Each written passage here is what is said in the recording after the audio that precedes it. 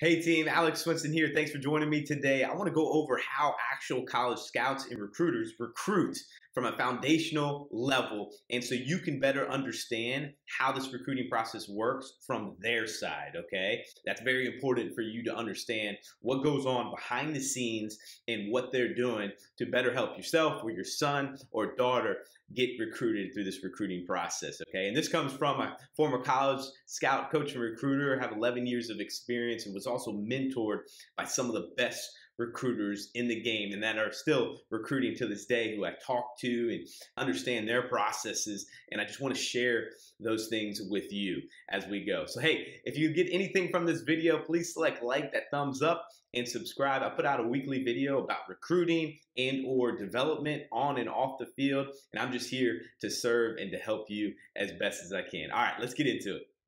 All right, guys, the first thing that college recruiters are going to do is get organized. Very important you get organized in whatever you do. It sets you up for success. And this is the board. This is how they get organized in their recruiting. And we want to be on the board. That is a very, very good sign. So this is the format that I use, and that also my good friends and coaches that I know and my mentors use this format as well. And you might have seen boards like this, whether it's the NFL draft or MLB draft. And of course, we're talking about baseball here, but every sport has their own board because it gets them organized on the people that they're interested, the student athletes that they're interested in, okay? And for this, we have it organized in the class. So 2022s will be here. 2023s will be here, and it could go to 2024s, 2025s, okay, depending on the program and how far they're looking out recruiting, okay? I'm just using this example, frankly, because this is the size of my whiteboard, okay? We had some that were 5 times bigger than this in our offices and that they currently have now. But we have each position: right-handed pitcher, left-handed pitcher, catcher, middle infielder, outfield, and corner. And again, these are just examples, just in case you can't see, because I know it's a little bit small, but your name would be here. So for example, if it was me, Alex Swinson, my high school and my summer team, okay? And I use the star there because each coach has their code, and labeling of a star is like maybe of high interest, or that they've offered already or they're going to offer. So we want to be on this board. It's very important we're on this board. It's a very good sign, okay? But depending on each position, you could have anywhere from 2 names on here to 12 to 15 names on here of players that they're interested in, okay?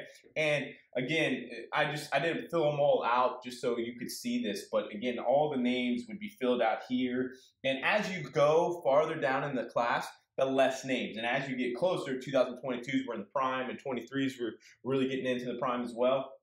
The names would be filled here, okay? And I use these asterisks here to show like there'd be a lot of names. But how do you get on the board, okay? Well, a lot of it is these coaches aren't just out there necessarily just randomly looking, okay? There's times they do that. We kind of call it freestyling in recruiting, as far as you're just kind of watching around. But hey, they're going to come see guys that, one, have ever been recommended to them, like either guys like me or a coach has recommended to that program. For example, like a Texas, a Florida, a Stanford, whatever. They called the coach and was like, hey, I got a player that you're interested in, or a video that they got from their email that they really like and feel like this is a great fit athletically and then academically. That could be how you get on the board here.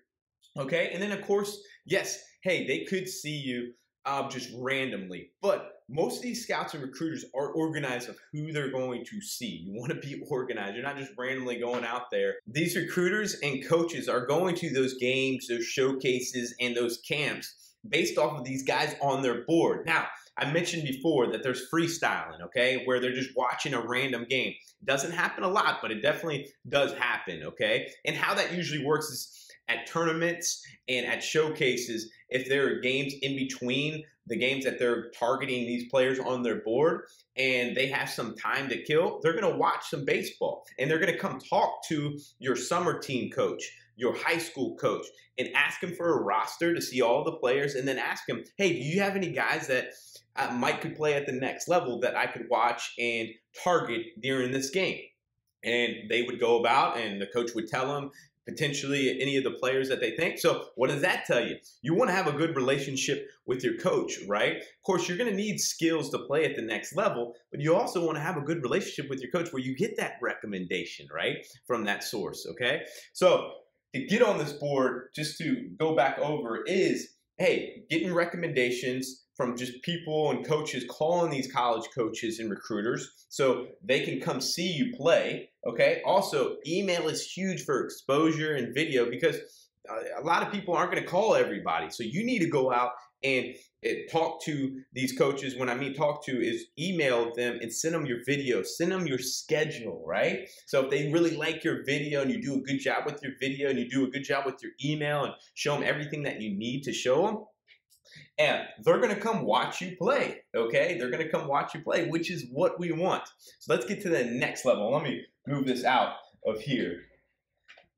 Let's get into the next step. So they've come seen you play, and let's say they really like what they see. You check the box athletically. They feel that you can come help them.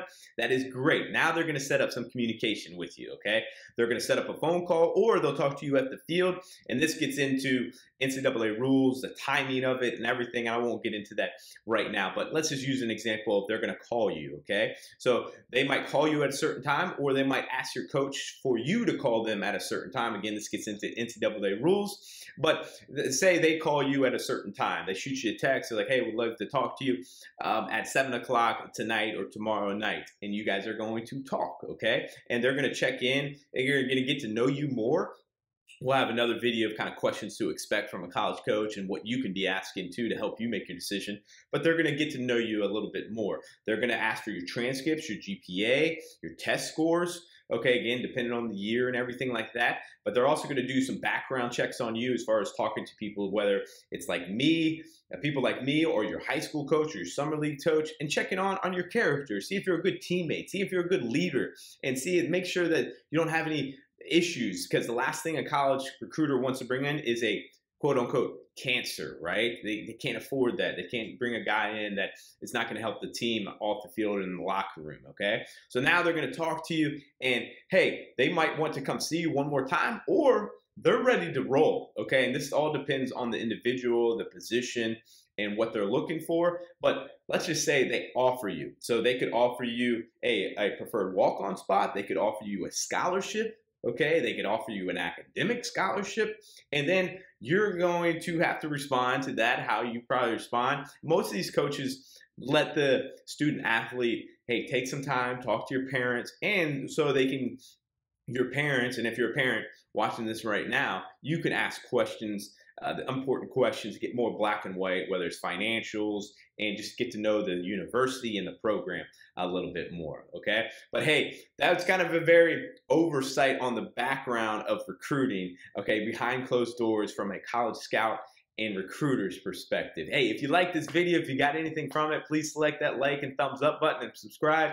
I'm going to put out a weekly video every week, and next week will be the next one, all right? Hey, I hope you enjoyed it, and I'll see you in the next one.